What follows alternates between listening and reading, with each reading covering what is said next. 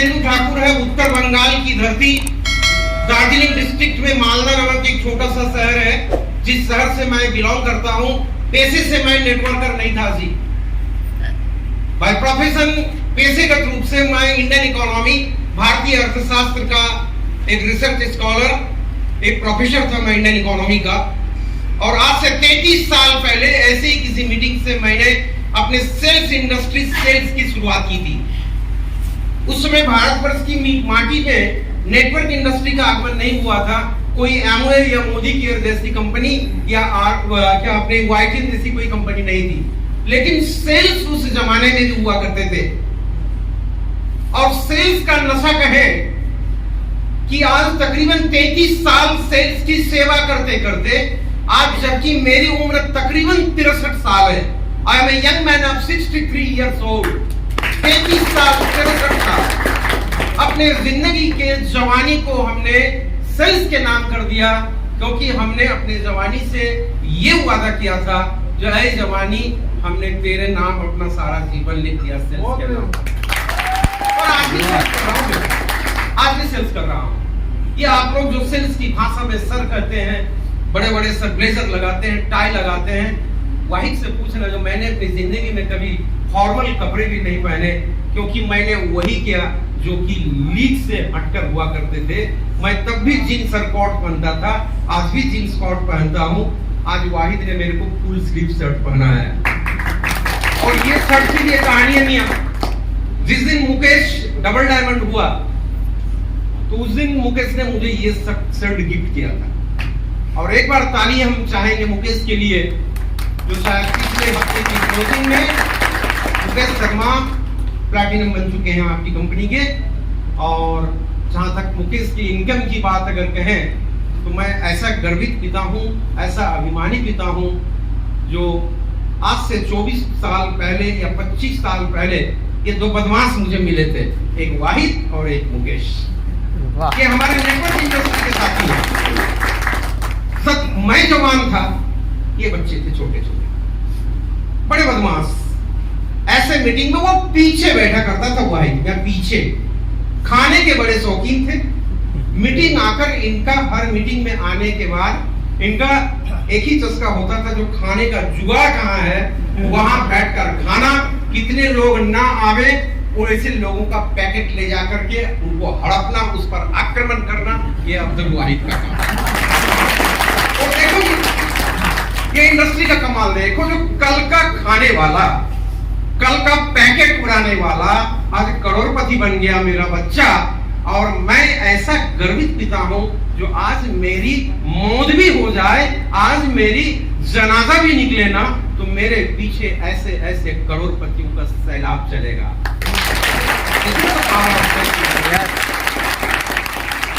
Subject line तो मैंने काफी लाया था आपके लिए, बेहतरीन तैयारी की थी मैंने, संघर्ष से समृद्धि का सफर। लेकिन माहौल नहीं है, क्योंकि एक कलाकार को, आपको करोड़ों का चेक चाहिए, पेआउट चाहिए, हमें क्या चाहिए? तालियों की गूंज चाहिए होती है, क्योंकि आपकी तालियों की गूंज ही हमें प्रेरित करती है। मेरे अंदर की जो आग है वो आपके सामने रिफ्लेक्ट तभी हो सकती है।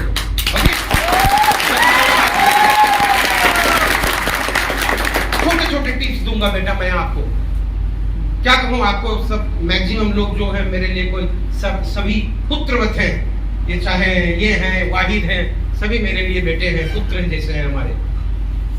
अगर एक चीज समझना, ये स्टेज का बिजनेस है, स्टेज का बिजनेस सही है। नेटवर्क तो बाद में आया।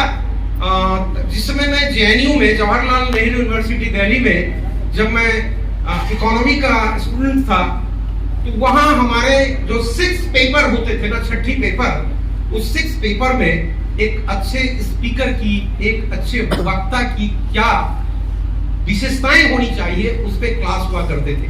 डॉक्टर एसबीसी रॉय हमारे प्रोफेसर थे, उन्होंने हमें एक एग्जाम्पल दिया था, जो अगर आपके सामने आपका लक्ष्य रहे, और लक्ष्य अगर यूं घूमता रहे, तो तीरंदाज जो है क्या कभी लक्ष्य को घायल कर सकता है? क्या नहीं कर सकता। तो स्टेज के सामने बैठे हुए, इस मंच में आपके सामने बैठे हुए जितने भी लोग होते हैं, उसके सामने प्रस्तुत जब अपने आप को एक स्पीकर के रूप में पेश करते हैं और अगर स्टेज में आप यूं मूवमेंट करते रहे तो आपके सामने बैठने वाले लोग, उनका ध्यान क्या कभी भी एकाग्रचित सेंट्रलाइज हो सकता है क्या आप पर? नहीं। एक अच्छे स्पीकर की सबसे पहली निशानी है जो आपको कमर की लचक नहीं दिखानी है, जब बल्कि एक ऑडियंस के की जो दृष्टि शक्ति है ना, उस दृष्टि शक्ति पर आपको वार करनी है। जितने ज्यादा सेंट्रलाइज रहेंगे, यूं नहीं कि लोग खड़े होकर बोल रहे हैं, ऐसा भी नहीं है जो हमें लाल किले से भाषण देने, ये नेटवर्क है ना जी। यस। तो नेटवर्क इंडस्ट्री में स्टेज का सबसे बेहतरीन परफॉर्मर बनने के लिए आपके शरीर में लचक होनी चाहिए, लेकिन स्टेज में मूवमेंट जितना कम होगा सामने वाला आपसे उतना ज्यादा प्रभावित होता है। ये मैन साइकोलॉजी कहता है। ओके। यस। दूसरी चीज, नेटवर्क की भाषा में, मैं बिहार यूपी का ये चलन है, हमने देखा है यहाँ शेर और शायरी का बहुत ज्यादा प्रभाव होता है। शेर और शायरी के काफी व्यवहार यहाँ होते हैं।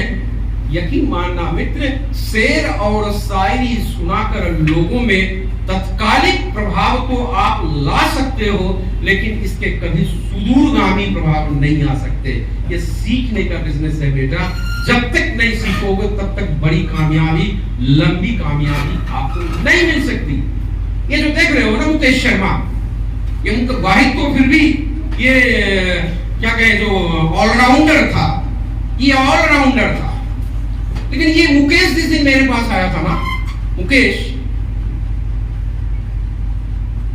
26 साल बच्चा सा लड़का, कहीं सर्विस करता था। ये गर्मी की एक तपती दोपहर में भीगे पसीने से लथपथ कपड़े से फटे कपड़ों में जिस दिन मुझे मुकेश शर्मा मिला था ना, जिस दिन मैंने इसे कहा था कि बेटा बिजनेस करोगे, एक ही चाप, इतना सिंपल, वेरी सिंपल, इतना साधारण, कहा सर हम क्या बिजनेस कर सकते हैं, ना तो मेरे पास पूंजी है, ना व्यवसाय करने की हमारे पास कोई हुनर है।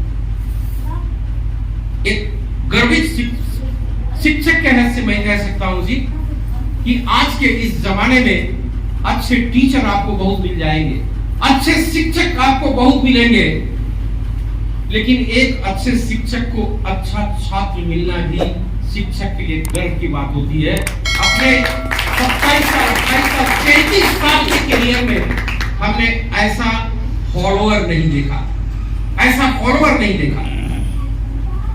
वाहिद मियां, ये दूसरी चीज है, ये इतना डेस्परेट रिस्क लेने की क्षमता, ये बना आप ख्याल करते हो कि ऑल्टो चला के कलकत्ता से यहां आ जाते, ऑल्टो चलाकर कोलकाता से ये इधर आते थे। लेकिन ये काम अगर आप मुकेश से कहोगे तो वो नहीं सकेगा। तो दोनों दो चीज है जी, दोनों दो चीज है। आज एक प्लैटिनम है तो मैं अगले महीना ये ट्रिपल डायमंड, अगले महीने 2 4 6 महीने के बाद ये भी प्लैटिनम। तो देखो दोनों दो चीज है, दोनों की क्वालिटी दो है, लेकिन दोनों आगे बढ़ रहे हैं। कारण दोनों का लक्ष्य क्या है, स्थिर है, जो आपको कहां पहुंचना है जी, कोहिनूर पे पहुंचना है। हमने इनकी एक ही चीज करवाई है क्या, जो इनके आंखों में आपने लखनऊ के सड़कों में देखा होगा, घोड़े के आंख में क्या लगा होता है जी, पट्टा लगा होता है ना जी। ये पट्टे लगा है इनके, एक बाएं से भी पट्टे लगे हुए हैं, दाएं से भी पट्टे लगे हुए हैं। इन्हें अपने लक्ष्य की ओर छोड़कर दूसरा कुछ भी दिखाई नहीं पड़ता। अगर लक्ष्य आपका स्थिर है, लक्ष्य की राह पर अगर आप चलना चाहोगे ना, तो सामने आपकी जितने भी बैरियर्स आ जाएं, जितनी भी रुकावटें आ जाएं, दुनिया की कोई भी ताकत आपको नहीं रोक सकती। कोई फर्क नहीं पड़ता जो आपके साथ कोई आता है, कोई फर्क नहीं पड़ता जो कल तक आपके साथ जो थे वो आज आपके साथ नहीं है। इन चीजों का कोई फर्क नहीं पड़ता माय डियर सर, कोई फर्क नहीं पड़ता। अब देखो, एक रूमिशा, मैं आपसे मुखातिब हूं, एक गलती कभी मत करना मेरे भाई, मेरे बेटे।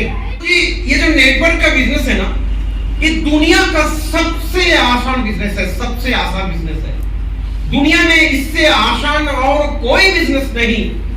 लेकिन आज इस नेटवर्क इंडस्ट्री की राह पे चलने वाले जो सो कॉल्ड लीडर होते हैं ना, जो ये लीडर ही ऐसे बिजनेस को काफी भारी भरकम बना देते हैं। भारी बना देते कि नहीं बना देते? आपको वहां ट्रेनिंग लेना पड़ेगा, आपको वो वहां चलना पड़ेगा। अगर आपके हाथ में राइफल आ जाए, रिवॉल्वर आ जाए, पिस्टल आ जाए, चलाने के लिए क्या आपको ट्रेनिंग की जरूरत पड़ती है क्या? आप 2-4 बार इधर उधर देखोगे, हो सकता है एक गोली इधर हो जाए, एक गोली उधर चले जाए, 4 गोलियों में, 6 गोली में 5 गोली इधर चले जाए, लेकिन एक गोली, छठी गोली जो आप टारगेट को हिट कर दोगे। देखो ये नेटवर्क बिजनेस तो ऐसा नहीं हुआ। इतने साल तक केसरवानी इतने अच्छा स्पीकर, इतने बेहतरीन मोटिवेटर है, अब तक अवश्य 10 करोड़ कमा लेने चाहिए थे, नहीं कमा पाए ना। इसमें मायूसी की बात नहीं है। इस 10 साल ने इस केसरवानी जी को इस कदर एक मजबूत पिलर के रूप में तैयार किया है, क्योंकि ये रिवॉल्वर ऐसा रिवॉल्वर है ना, इन्होंने 5 गोली तो फायर की है पहले अपने रिवॉल्वर से, लेकिन ये 5 गोली कहां गए हैं? ये हवाई फायर हुए हैं, और 6ठी गोली इन्होंने कहां फायर किया है? YTM के टारगेट पर। इस बार दुनिया की कोई भी ताकत नहीं रोक सकती, कोई नहीं रोक सकता, कोई फर्क नहीं पड़ता।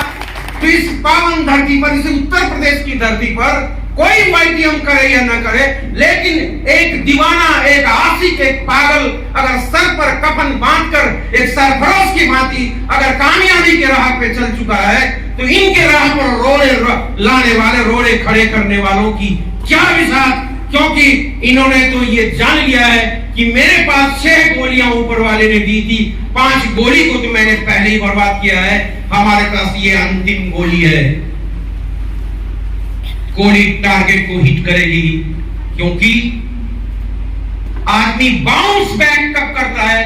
पीछे हटते हटते हटते हटते जब आदमी का पीठ दीवार पर लगता है ना, वहां से क्या करता है?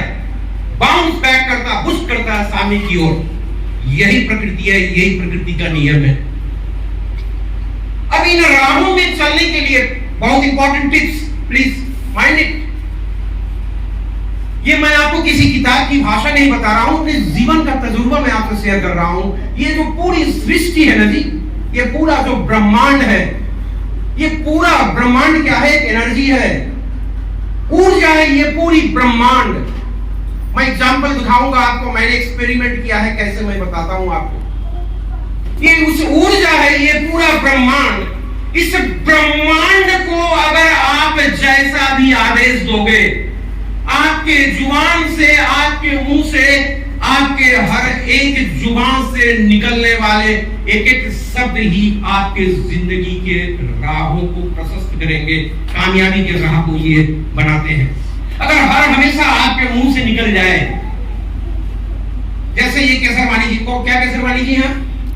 विजय केसरवानी जी, अब ये रूबी हैं, अब इनके पास भी, इनके टीम में भी ये नेटवर्क में होता है, कुछ चीचड़े मिलते हैं। चीचड़े समझते हैं? चीचड़े चिल्लर समझते हैं ना? चीचड़े की कहानी मैंने लखनऊ में सुनाई थी, आप भी सुन लो। ये हरियाणा वाली जर्सी गाय आपने देखी है? दूध दुहा है कि नहीं? दूध दुहा है आपने कभी? क्यों अंग्रेजों, दूध दुहा है कि नहीं दुहा है? अरे देखा तो है ना? यस।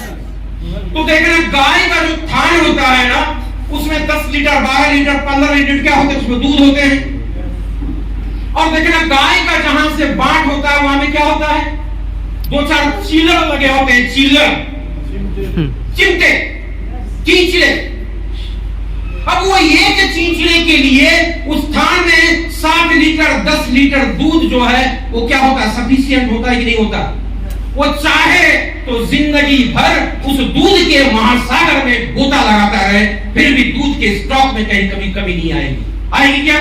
नहीं। लेकिन ये सारे चीचड़े जो है, दूध के महासागर में रहकर भी वो दूध की ओर टारगेट नहीं करता, वो बाट में रहकर गाय का खून ही चूसता रहता है, क्योंकि ऐसे चीचड़े वो चीचड़े होते हैं जिसका शनि महाराज भी कुछ नहीं बिगाड़ सकता।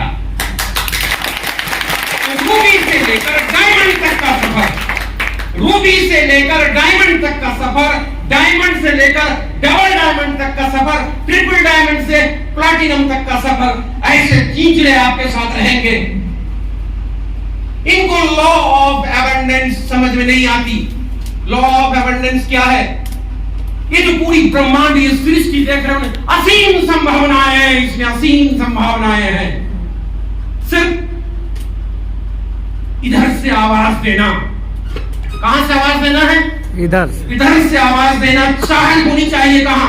मोहब्बत करते हो ना जी, प्यार मोहब्बत करके शादी किसी ने की है ना? तो जब मोहब्बत करते हो, शादी करने से पहले कैसे शिद्दत से बुलाते हैं उसको। सुबह उठते हो फिर भी मस्जिद के सामने, या अल्लाह या खुदा मुझे मेरे जनीना वहां से मिला दे। अगर हिंदू हैं तो रामचंद्र जी के मंदिर के सामने, हे राम जी आपने तो सीता का जुगाड़ लगा लिया, मेरा कई का जुगाड़ तू लगा देना। लगाते ही नहीं लगाते जुगाड़? लगाते। आत्मा से आवाज जब तक नहीं निकालोगे, शिद्दत आपकी आवाज में जब तक वो शिद्दत नहीं रहेगी, आपकी चाहत में जब तक मोहब्बत नहीं होगी, आपके चाहत में जब तक वो अनुनय नहीं रहेगा, ब्रह्मांड भी आपकी आदेशों का निर्वाह कभी नहीं कर सकता। चाहे लाख ट्रेनिंग ले लो, चाहे लाख, कुछ भी नहीं हो सकता, कुछ भी नहीं होगा।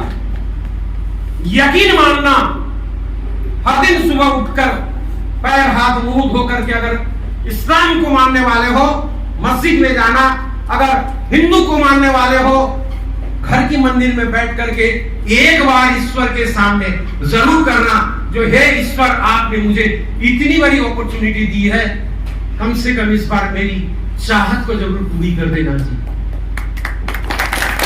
राहत आप चलोगे ना, ऐसे चींचड़े आपको मिलेंगे। इन चींचड़ों को आप लाख संभावनाएं दिखाओ, इनको दिखाओ मुकेश शर्मा, इनको दिखाओ अब्दुल वाहिद, इनको दिखाओ हमारे साहू जी, इनको दिखाओ जितेंद्र को, इनको दिखाओ देवव्रत को। ये तो चींचड़े हैं, चींचड़े, क्योंकि इनके किस्मत में दूध नहीं खून बता हुआ है। अगर ऐसे चींचड़ों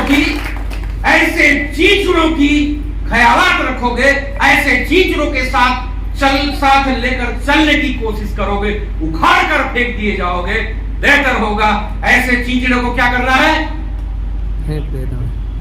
उखाड़ कर फेंक देना है। जैसे लचकती कमर लिए राह में जब कोई हसीना चलती है, रास्ते में लुक्कड़ निकलते हैं, तो लड़कियां कैसी नजाकत के साथ करके निकलती है, आपको भी ऐसे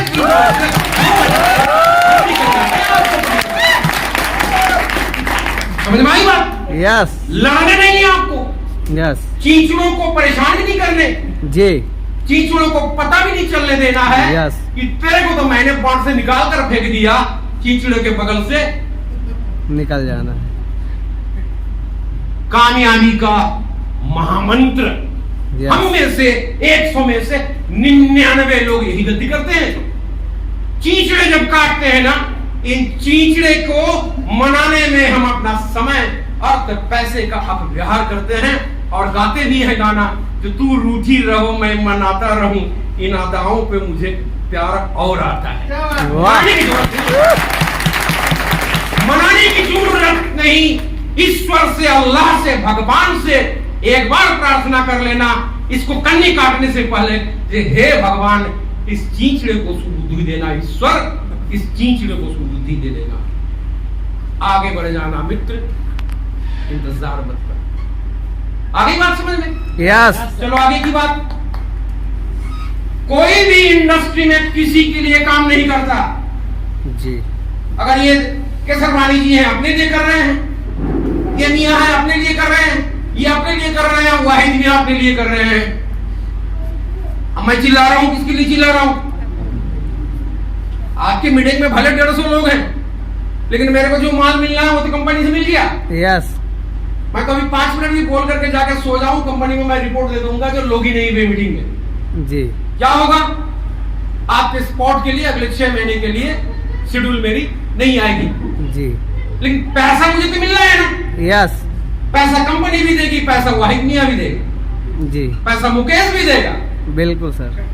मेरा तो माल बन गया, अब आपका बना या ना बना वो तो आप समझे। यस। क्यों? सारे लोग अपने अपने धंधे में है गुरु जी। कोई यहाँ धर्मराज नहीं, कोई धर्म का खाता लेकर यहाँ बैठा हुआ नहीं है। क्योंकि यहाँ हर इंसान इस पृथ्वी में हर कोई अस्तित्व रक्षा की लड़ाई लड़ रहा है। यस।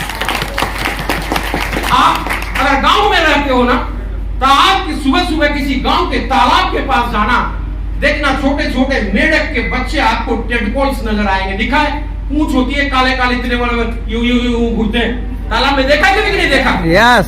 क्या बोलते हैं आप लोग उसको? मेढक के बच्चे, जिसको इंग्लिश में कहते हैं टैडपोल्स। मैं बंगाली हूँ, आपकी तरह इतना हिंदी का जानकार नहीं हूं मैं। टैडपोल्स। अब देखो, अब वो टैडपोल्स हजारों की संख्या में होते हैं, होती कि नहीं होते? जी। पैर रखोगे देखना एकदम यूं यूं यूं यूं यूं कर रहे हैं। अब जरा सोचना, वो सारे टैडपोल्स अगर कहीं मेढक बन जाए तो आपकी हालत क्या होगी? आप लुंगी पहन के नहाने उतरोगे, कहीं देखा क्या 25-30 मेढक इधर बाहर कूद रहे हैं,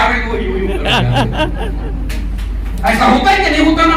जी नहीं होता, इसलिए क्योंकि टैडपोल्स लाखों की संख्या में होते तो हैं, लेकिन लाखों में 5-10 ही मेढक बनते हैं।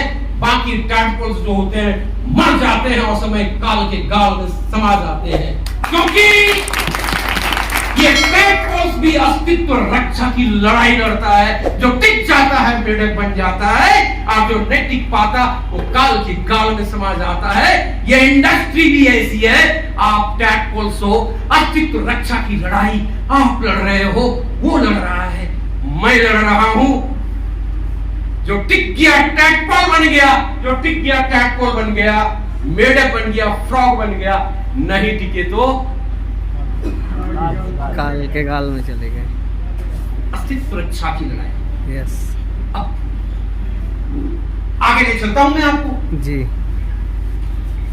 आज से तकरीबन 43 साल पहले की बात है, 1980 के आसपास, 1980 अमेरिका के वॉशिंगटन यूनिवर्सिटी में दुनिया भर के अर्थशास्त्रियों की मीटिंग हुई, कॉन्फ्रेंस हुई। सुनना सुन मिया, 1980 का समय था,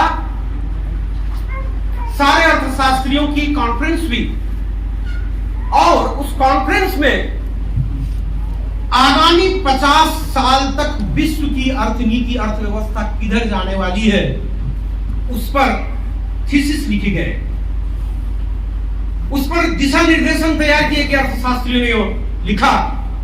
तो आज से तकरीबन 40-43 साल, 45 साल पहले विश्व के बड़े बड़े अर्थशास्त्रियों ने यह लिखा है, जो 2000, 2010, 20 का जो दशक होगा, इस दशक में सिर्फ 3 तरह के लोग जिंदा रहेंगे। खोल के देख लेना, मैं कौन उस बुक का नाम बता दूंगा, पेज का नाम बता दूंगा, बुक को मंगाकर पढ़ के देखना, उस पेज में लिखा हुआ है जो 2020 का जो दशक होगा, विश्व अर्थनीति में, वर्ल्ड इकोनॉमी में 3 तरह के लोग जिंदा रहेंगे और बाकी मर। क्योंकि आज की तारीख में हर इंसान अपने अस्तित्व रक्षा की लड़ाई लड़ रहा है। यस। कौन 3 लोग जिंदा रहेंगे?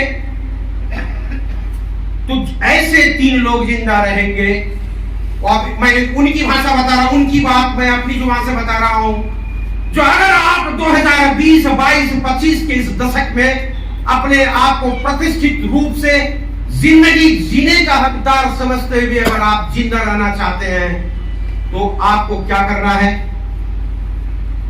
स्टेज के साथ जुड़ना पड़ेगा, आपको मैदान के साथ जुड़ना पड़ेगा।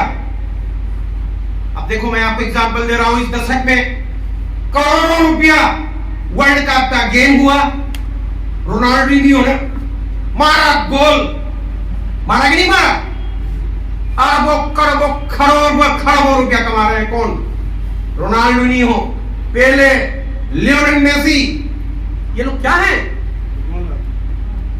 खेल के मैदान के साथ जुड़े हुए हैं। समझ में आ रही बात? यानी आज से 45 साल पहले का असेसमेंट है, जिस दशक में अगर जिंदा रहना है अस्तित्व रक्षा की लड़ाई में अगर आपको ये जंग जीतनी है तो आप अपने लिए न सही अपने बच्चों को आप खेल के मैदान के साथ जोड़ दो। बड़े बड़े किंडरगार्टन और बड़े बड़े कॉन्वेंट स्कूल्स में बच्चों को टाई लगाकर अंग्रेजी शिक्षा देने से कुछ भी नहीं मिलना है। अगर अपने भविष्य को कुछ देना चाहते हैं, अपने कमिंग जनरेशन को कुछ देकर जाना चाहते हैं तो अपने बच्चों को खेल के मैदान के साथ जोड़ दीजिएगा। आपको 63 साल का ये नौजवान आपको कह के जाता है, आपके बच्चों की जिंदगी नौनिहाल हो जाएगी। एग्जाम्पल देख लो, इस दशक का सबसे बड़ा सचिन तेंदुलकर, ये जो डेली शाम को देख रहे हो क्या, आईपीएल करोड़ों का खेला हो रहा है, होता ही नहीं होता? यस। एक एक प्लेयर बिक रहे हैं 90 लाख, 40, 16 करोड़, 18 करोड़, 20 करोड़, 24 करोड़। चले यार, जिंदगी जवानी चल गई। 2 करोड़ कमाने में वो 1.5 महीना आईपीएल खेल करके ले जाता, कितना 17 करोड़, 18 करोड़, 20 करोड़। ये इसलिए सक्सेस हुए क्योंकि इन्होंने समय की मांग को पहचाना। यस। मैदान के साथ जुड़े। अगर आपको लगता है तो आप में हुनर जिंदा है, आपके पास कैपेसिटी है, क्षमता है, कल से वाईडीएम का काम बंद कर दो, फेंक दो ये सारी चीजें, खेल का मैदान में जाके जुड़ जाना। 25 साल, 30 साल, 35 साल की उम्र में अगर आपको लगता है तो मैं भी अगले साल तैयार होकर के आईपीएल खेल सकता हूं, जुड़ जाना मैदान में, करोड़ों कमाकर अपनी जिंदगी को नौनिहाल बना ले जाओगे। दूसरे कौन से लोग जिएंगे? अब सारे लोग तो खेल के मैदान में सक्सेस नहीं। अब दूसरा थीसिस यहां है, जो अगर इस दशक में अगर आपको जिंदा रहना है, आपको स्टेज के साथ जुड़ना पड़ेगा। जी। किसके साथ जुड़ना पड़ेगा? स्टेज के साथ। देखना, पहले जो हमारे यहाँ के पॉलिटिशियन होते थे ना, बड़े बड़े पॉलिटिशियन यूपी वालों ने दिया है, यूपी की माटी ने। कभी पैतृक संपत्ति होती थी क्या राजनीति? नहीं। हमारे यहाँ के प्राइम मिनिस्टर थे यूपी के गुलजारी लाल नंदा जी, लाल बहादुर शास्त्री जी, है ना? ये क्या पैतृक धंधा अपनाया था क्या इन्होंने?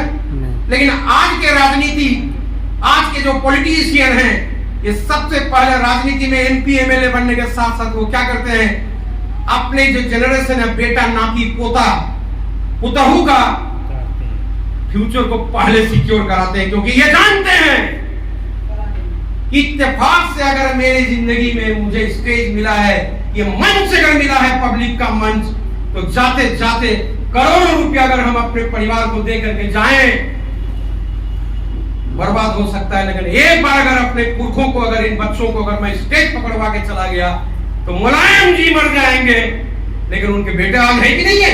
यस। कौन ज्यादा में? अखिलेश यादव जी। अब अखिलेश जी यादव भी जाते जाते इन्होंने क्या किया, देखा इधर उधर कोई नहीं होता, बीबी को भी प्लेसमेंट दे दिया है, स्पॉन्सर कर दिए अपनी आईडी से, जो मेरे जाते जाते जाते कितना करोड़ रख के जा रहे हैं वो इम्पोर्टेंट नहीं है, लेकिन तेरे लिए प्लेसमेंट हमने रख दिया है। देखो, सारा गेम सेट प्लेसमेंट का गेम है।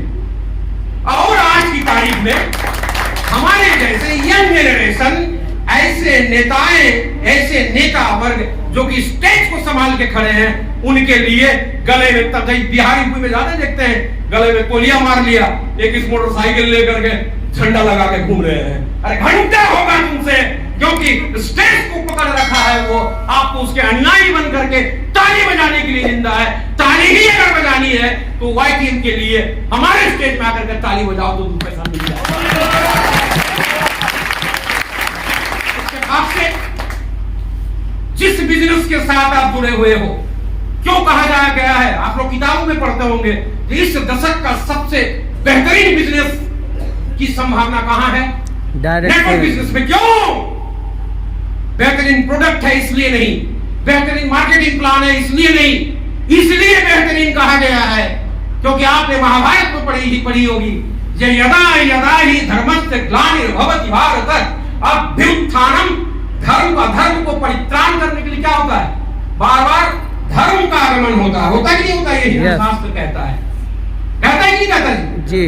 देखो जी, ये इतने सालों से नेटवर्क इंडस्ट्री का मंच, कभी ये आए, कभी वो आए, कभी वो आए, कभी वो आए, कभी वो आए। नेटवर्क इंडस्ट्री का जो प्लेटफॉर्म है, ये प्लेटफॉर्म किसको जोड़ता है? आपको स्टेज के साथ जोड़ता है। आपको कहां जोड़ता है ला करके? स्टेज के साथ। स्टेज के साथ जोड़ता है। भले आप पॉलिटिकल पार्टीज के लिए काम करके स्टेज में जाने का आपको मौका नहीं मिलेगा, क्योंकि पहले वहां ऑलरेडी लोग अपना अपना स्पॉन्सर सेट करके बैठे हुए हैं। वहां इतनी भीड़ है, आईडी लगी हुई है, फॉल्स आईडी लगी हुई है, वहां आपको आइडिया जगह नहीं मिलेगा। लेकिन यहाँ केसरवानी जी के स्टेज में आपके लिए असीम संभावनाएं हैं। लॉ ऑफ एबंडेंस को समझे, क्योंकि आपका बिजनेस सड़क से उठाकर आपको स्टेज तक ला सकता है। और एक बार अगर स्टेज में जुड़ गए, ये बिजनेस ऐसा बिजनेस है जो आम आदमी को खर्च बना सकता है, जिसका सबसे बड़ा एग्जाम्पल देख लीजिए, 2 हीरो यहाँ हैं। अब आपको कुछ लोग ऐसे मिल जाएंगे, कहा भाई साहब मैंने तो 10 साल तक काफी फोड़ फाड़ के देख लिया, ये कुछ होता है नहीं, ये सब बेकार की चीजें यार।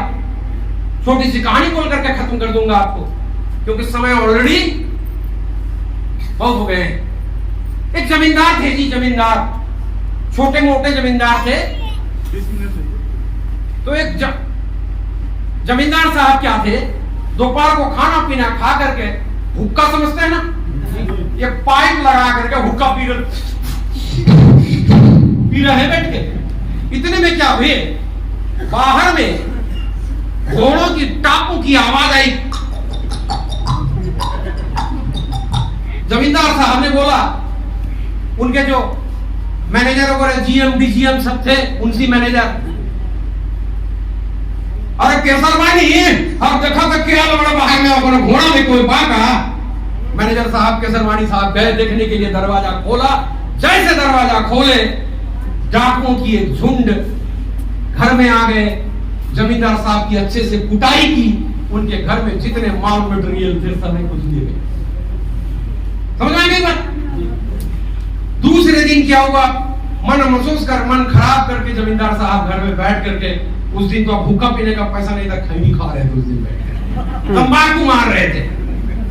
इतने में फिर घोड़े की आवाज आई। अब केसरवानी जी ऑटोमोटिव पे थे, कि फिर चले दरवाजा खोलने के लिए। जमींदार साहब ने कहा, मत चाहिए नारे नारे नारे, कल तो साले गुंडे आ गए घर में, माल पानी मिला तो छोड़ गए, और कहीं आज खोलो और माल पानी तो कुछ है नहीं, घर में साला कूट के चल जाएगा। रे नारे बाबा ना, दरवाजा मत खोलियो रे। बढ़ गए मैनेजर साहब। तीसरे दिन जमींदार साहब के पास बड़े जमींदार का फोन आया। बड़े जमींदार कौन? भाई मियां। किनका फोन आया? बड़े जमींदार के पास, भाई मियां के पास फोन आया। किनका? वो कमल नारायण साहू जी का फोन आ गया। जो वाहिद मियां, जमींदार साहब, सुना आपके घर में डकैती हुई थी, तो आपके घर का जायजा लेने के लिए, जो वाकई आपको कितना नुकसान हुआ है, उसका वास्तविक पता लगाने के लिए हमने कमेटी के लोगों को भेजा था, ये देखने के लिए जो आपके राज खजाने से कितने का नुकसान हुआ है। हमारे लोग घोड़े पे गए थे, दरवाजा खटखटाए, लेकिन आपने तो दरवाजा खुला ही नहीं। अगर खोल देते, स्पॉट वेरिफिकेशन होता, और स्पॉट वेरिफिकेशन होता तो डकैती में जितने का नुकसान हुआ था, ऑन स्पॉट आपको उसका खजाना भर दिया जाता। मैसेज किया है, ये घोड़े है ना, घोड़े घोड़े, नेटवर्क कोई बिजनेस नहीं होता, नेटवर्क कोई बिजनेस नहीं होता। जो गधे बोलते हैं ना, जब 15 साल तक हमने खूब बम फोड़ा है, कौशाम्बी में बम फोड़ा, लखनऊ में बम फोड़ा, उधर बम फोड़ा, उधर बम फोड़ा, 1945 में बम फोड़ा, और आज भी कौशाम्बी के बाहर में जाकर के गाछ के नीचे बैठ करके तंबाकू चुटियाते और खाते। बुझला ये नेटवर्क को व्यवसाय हमारे जमाने में तो साला इतना कितना नेटवर्कर को हम आए थे, देखे जाते देखे। बेकार का काम है केसरवानी जी, ये नेटवर्क वाला काम मत करिए बेवकूफ। नेटवर्क कोई बिजनेस नहीं होता, नेटवर्क घोड़ा होता है। उस घोड़े पर सवार होकर उस जमींदार के घर अगर पहले दिन डाकू आया था, तो दूसरे दिन लक्ष्मी नारायण की प्रतिमूर्ति बनकर सरकार के तरफ से हर्षाना देने के लिए लक्ष्मी जी का भी आवेदन हुआ था। जिम्मेदार घोड़ा नहीं होता, बल्कि देखना पड़ता है कि उस घोड़े के पीठ पर बैठा हुआ घुड़सवार कौन है। आपको देखना किसको है? घुड़सवार को देखना है, नौ की घोड़े को देखना है। लेकिन अक्सर लोग किसको देखने की गलती कर देते हैं? घोड़वा को देखते हैं। वाईटीएम क्या है? नेटवर्किंग नहीं है, वाईटीएम घुड़सवार है। घोड़े को देखोगे कामयाबी नहीं मिलेगी, डिमोटिवेशन आ जाएगा। घुड़सवार को देखना मित्र, कामयाबी की राह पर चेतक की तरह आगे बढ़ते चले जाओगे। ओके, समय ज्यादा ना लेते हुए आज की मुलाकात बस इतनी।